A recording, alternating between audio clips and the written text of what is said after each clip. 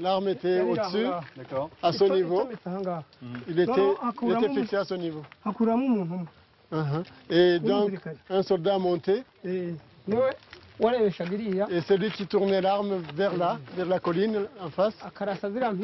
Et il tirait sur tous ces sommets. C'est-à-dire qu'il arrivait à atteindre les sommets en face, hein?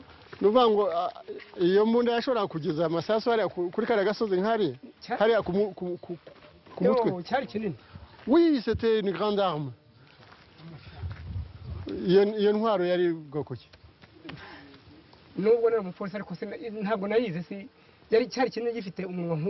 Même si j'étais policier, je n'avais jamais appris à utiliser cette arme.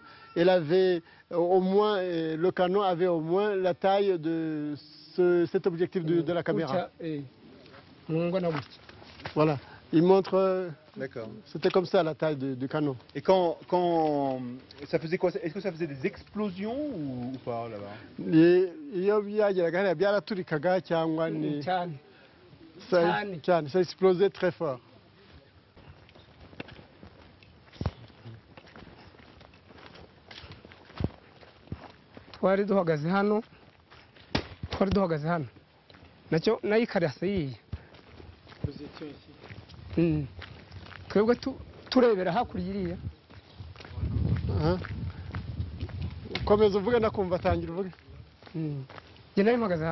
Moi j'étais placé ici.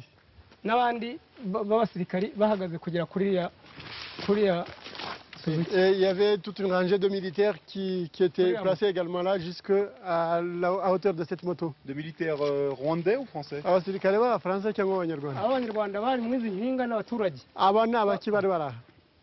N'abanyarwanda pardon abavuga abasirikare bari hano n'abaki hari abafaransa bari hano bake n'abandi bari hepfo y'imodoka. Ici il y avait quelques Français et d'autres se trouvaient de l'autre côté du véhicule. N'abasirikare bake bavanze n'abanyarwanda bavanze. Y compris, il y avait également des militaires rwandais avec eux. Ils étaient mélangés aux Français. Mais moi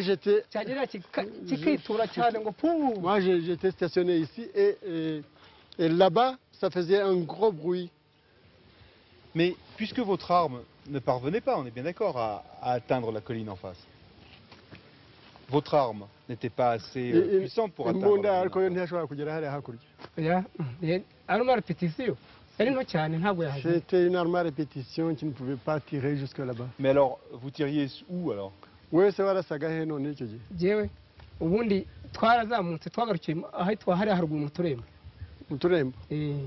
Nous sommes montés et c'est après Turembo.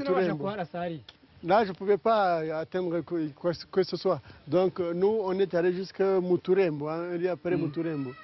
Mais les militaires rwandais, eux, ils arrivaient à atteindre la colline?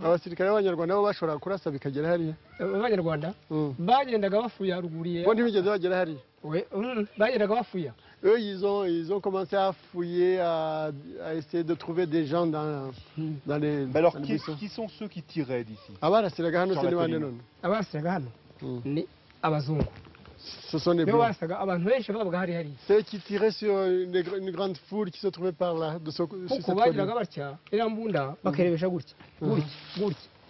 Oui, parce qu'avec leur arme, ils arrivaient, ils la faisaient tourner dans tous les sens.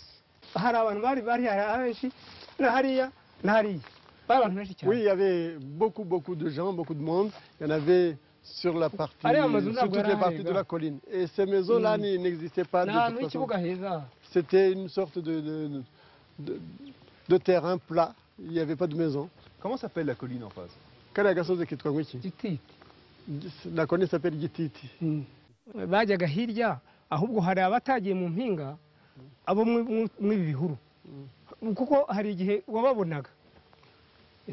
Ceux qui étaient au sommet, sur la crête de la colline, eux, ceux qui n'ont pas été tués tout de suite, ont fui de l'autre côté. Mais il y en avait d'autres qui n'étaient pas au sommet, qui se trouvaient au flanc des collines, et même ici en dessous. Et il y avait des Rwandais, des miliciens, je peux dire, des Rwandais qui descendaient pour aller les rechercher. Et parce qu'on ne pouvait pas utiliser cette arme on ne peut pas viser le bas des collines. D'accord, c'est pour ça que les miliciens y allaient directement. Combien de temps a duré cette attaque? Icyo gitero cyamaze igihe kingana iki? Nta nubwo cyatinze kubera izo mbunda zari zihavugiye icya rutura. Cela n'a pas traîné. Amasaha ane bari barangije. Comme cette arme lourde avait tiré. Bongeye kwimanukira. Ils sont partis au bout de 4 heures. Amasaha mbunda n'abari hihaye bose bahungira kuri abarokotse. Wavuze ngo byamaze amasaha ane. Cela n'a pas dirije umunsi kubera ko bamaze kumva ikintu giturika cyane. Abenshi ça n'a pas duré toute la journée, ça a duré 4 heures à peu près, parce qu'avec la panique qu'avait provoqué cette arme, ceux qui n'avaient pas été tués tout de suite ont couru très loin d'ici. Bon, il y en avait qui tiraient à partir d'ici.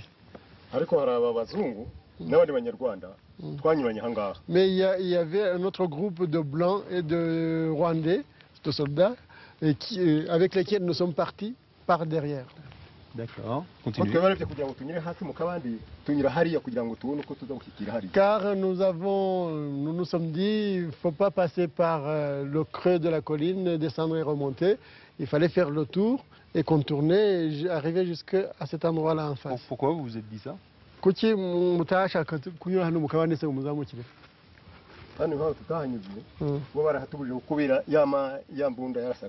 Là, nous n'avons pas passé, nous ne sommes pas passés par en bas parce qu'on nous a interdit, ils nous ont interdit de passer par là à cause de cette grosse arme qui tirait sur la colline. D'accord, pour ne pas être touché par cette arme, c'est ça?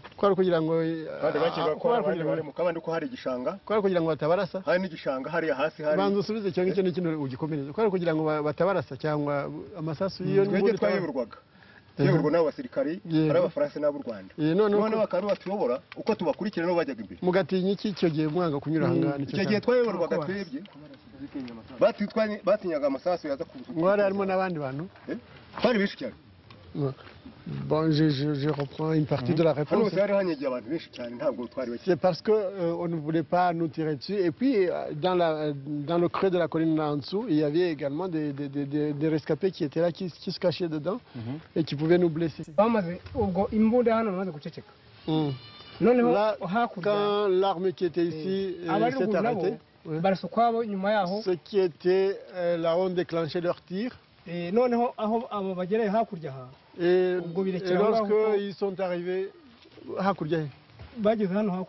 ils sont arrivés là en face, il n'y a plus eu de tir, ils ont arrêté les tirs. Quand